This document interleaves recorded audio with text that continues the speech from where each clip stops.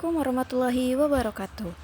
Baiklah teman-teman, pada kesempatan kali ini saya akan menjelaskan tentang fertilisasi dan siklus menstruasi. Oke, yang pertama ada fertilisasi atau pembuahan. Pada saat kopulasi antara pria dan wanita, senggama atau koitus dengan ejakulasi sperma dari saluran reproduksi pria di dalam vagina wanita akan dilepaskan cairan mani berisi sel-sel sperma ke dalam saluran reproduksi wanita. Jika senggama terjadi dalam sekitar masa ovulasi yang disebut dengan masa subur wanita, maka ada kemungkinan sel sperma dalam saluran reproduksi wanita akan bertemu dengan sel telur wanita yang baru dikeluarkan pada saat ovulasi. Pertemuan atau penyatuan sel sperma dengan sel telur inilah yang disebut sebagai pembuahan atau fertilisasi. Nah, proses fertilisasi atau pembuahan yaitu pada saat ovarium melepaskan sel telur atau ovum ke tuba Fallopi. Di tuba Fallopi terjadi pembuahan oleh sel sperma. Apabila terjadinya kehamilan, maka akan ada perkembangan awal embrio, yaitu dari zigot yang mengalami pembelahan awal mitosis beberapa kali. Sel-sel yang dihasilkan dari setiap pembelahan lebih kecil dari ukuran induknya, yang disebut blastomer.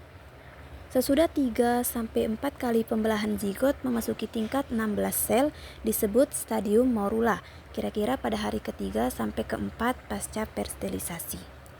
Morula sendiri terdiri dari inner cell mass, yaitu kumpulan sel-sel di sebelah dalam yang akan tumbuh menjadi jaringan-jaringan embrio sampai janin, dan outer cell mass, yaitu lapisan sel di sebelah luar yang akan tumbuh menjadi trofoblast sampai plasenta. Kira-kira pada hari kelima sampai keenam di rongga sela-sela inner cell mass merembes cairan menembus zona pellucida yang membentuk ruang antar sel. Ruang antar sel ini kemudian bersatu dan memenuhi sebagian besar massa zigot membentuk rongga blattokista. Inner cell mass tetap berkumpul di salah satu sisi, tetap berbatasan dengan lapisan sel luar. Pada stadium ini, zigot disebut berada dalam stadium blastula atau pembentukan blattokista. Inner cell mass kemudian disebut sebagai embryoblast dan outer cell mass kemudian disebut sebagai trophoblast. Baiklah, selanjutnya ada siklus menstruasi. Yang pertama ada histologi endometrium, menggambarkan penebalan lapisan endometrium selama fase folikular dan sekretori, diikuti pelepasan selama haid. Selanjutnya ada hari siklus menstruasi, garis waktu dari haid pertama hingga terakhir siklus, menunjukkan perubahan fisiologi dan hormon secara bertahap. Selanjutnya ada hormones.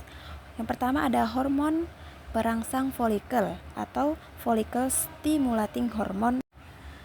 Hormon FSH meningkat di awal siklus untuk merangsang pertumbuhan folikel.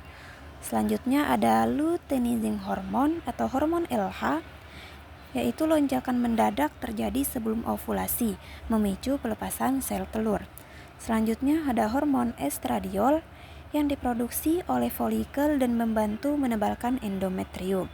Selanjutnya ada hormon progesteron yang diproduksi oleh korpus luteum setelah ovulasi, mempertahankan endometrium jika terjadi pembuahan.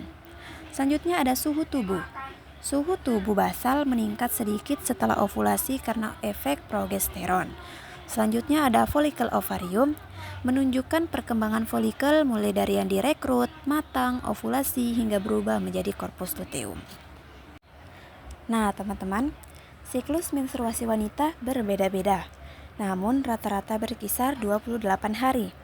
Hari pertama menstruasi dinyatakan sebagai hari pertama siklus menstruasi. Siklus ini terdiri dari 4 fase. Fase menstruasi, fase praovulasi, fase ovulasi, dan fase pasca ovulasi. Yang pertama ada fase menstruasi. terjadi bila ovum tidak dibuahi sperma, sehingga korpus luteum menghentikan produksi hormon estrogen dan progesteron. Turunnya kadar estrogen dan progesteron menyebabkan lepasnya ovum dari endometrium disertai robek dan meluruhnya endometrium, sehingga terjadi pendarahan. Fase menstruasi berlangsung kurang lebih 5 hari. Darah yang keluar selama menstruasi berkisar antara 50 sampai 150 ml. Yang kedua ada fase praovulasi atau fase proliferasi.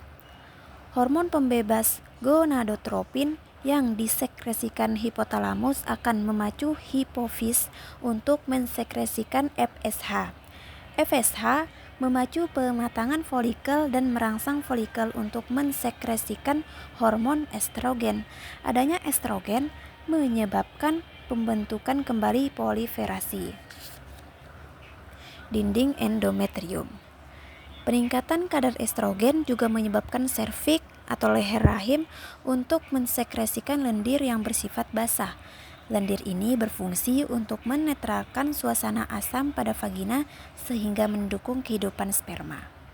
Yang ketiga ada fase ovulasi. Jika siklus menstruasi seorang perempuan 28 hari, maka ovulasi terjadi pada hari ke-14. Peningkatan kadar estrogen menghambat sekresi FSH. Kemudian hipofise mensekresikan LH. Peningkatan kadar LH merangsang pelepasan oosit sekunder dan folikel. Peristiwa ini disebut dengan ovulasi. Yang terakhir ada fase pasca ovulasi atau fase sekresi. Berlangsung selama 14 hari sebelum menstruasi berikutnya. Walaupun panjang siklus menstruasi berbeda-beda, fase pasca ovulasi ini selalu sama, yaitu 14 hari sebelum menstruasi berikutnya. Folikel degrowth, folikel matang, yang telah melepaskan oosit sekunder akan berkerut dan menjadi korpus luteum. Korpus luteum mensekresikan hormon progesteron dan masih mensekresikan hormon estrogen, namun tidak banyak ketika membentuk folikel.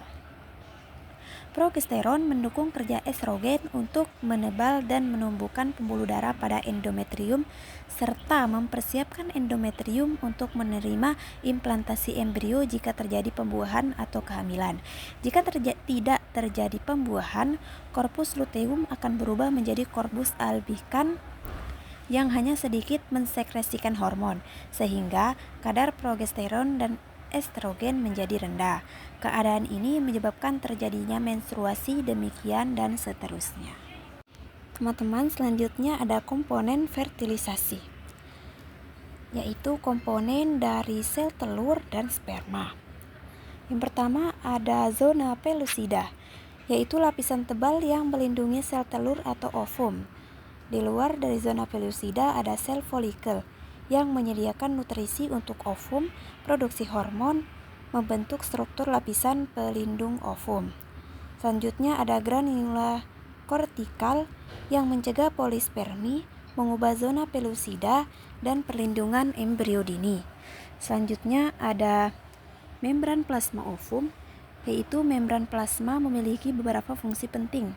Di antaranya mengatur masuk keluarnya ion, molekul dan nutrisi, tempat melekatnya sperma, dan pengaktifan sel telur. Pada sperma ada nukleus sperma yang berfungsi untuk menyimpan informasi genetik dalam bentuk DNA. Selanjutnya ada batas basal sperma, yaitu yang mengatur gerakan pada sperma.